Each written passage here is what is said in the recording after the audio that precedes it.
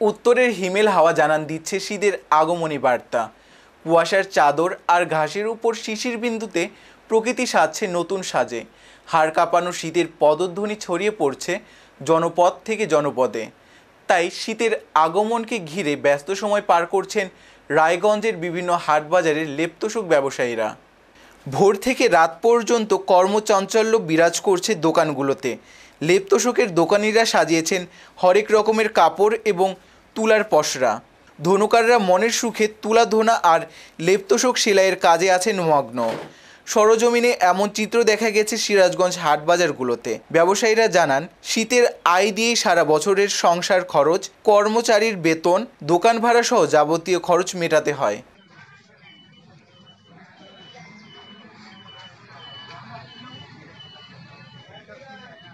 আমরা একজন ক্রেতা।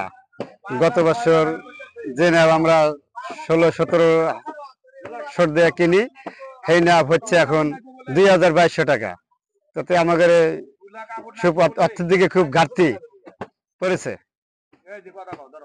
তোষক এবং তুলা যেরকম বৃদ্ধি দাম, তাতে সামনে আমাদের ছেলে মেয়ে বিয়েতে ন্যাপ তোষক দেওয়াই। আমাদের দোকানে প্রায় প্রত্যেক বছর আমরা 800 থেকে 1000 পিস ল্যাপ তোষক আমরা বিক্রি করে থাকি। এবার ব্যবসা অনেক কম, প্রত্যেক জিনিসের দাম বেশি। কাপড়ে প্রত্যেক গজ কাপড়ে 8 থেকে 10 টাকা বেশি, তুলার দাম বেশি 8 থেকে 10 টাকা 12 টাকা, প্রত্যেক কেজি দরে দাম বেশি। ছোট পোলাপানের একটা ল্যাপ 4 থেকে 500 টাকা বিক্রি করি আমরা। সিঙ্গেল ল্যাপ 800 থেকে 1000 টাকা বিক্রি করি। 4-5 ল্যাপ 1200 থেকে 1300 টাকা বিক্রি করি। 5-6 ল্যাপ 1500 থেকে 1800 টাকা আমরা বিক্রি করে থাকি। একজন নিমগেছি বাজারে খুচরা লেপ তোষক পাইকারি বিক্রেতা। এবছর শীত মৌসুমে, প্রতি বছর শীত মৌসুমে 1000 থেকে 1200 লেপ বিক্রি করে থাকি।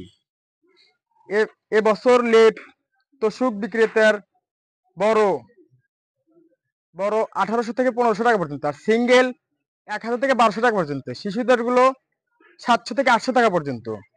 এবছর প্রতি বছরের তুলনায় কাপড়ের দাম বৃদ্ধি এবং তুলার দাম বৃদ্ধির কারণে লসে বিক্রি করা হচ্ছে।